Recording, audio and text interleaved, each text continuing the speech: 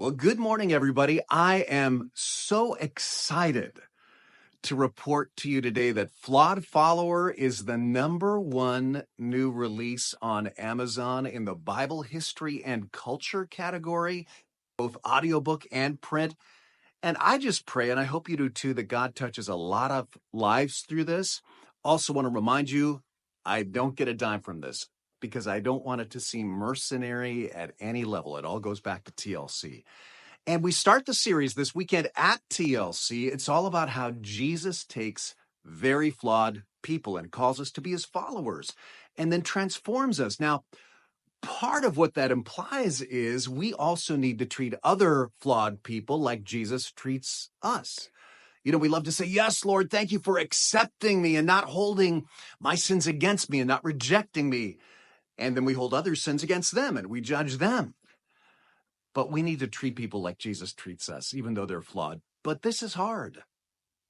Back on November 23rd, 1963, JFK was assassinated. 2 days later, his assassin was murdered. Marina Oswald, his Russian immigrant wife, was suddenly a widow at 22, 2 little kids, speaks no English, terrified of going back to the Soviet Union. No one will employ her. No one will rent to her. But a pastor in Michigan, Ernest Campbell, hears about this, gets in touch, suggests that she could stay with a family at his church. And he says, our church will take care of you and sponsor you in English classes and help you get a college degree. So she moves there. Now, Pastor Campbell tried to help her secretly without informing his congregation.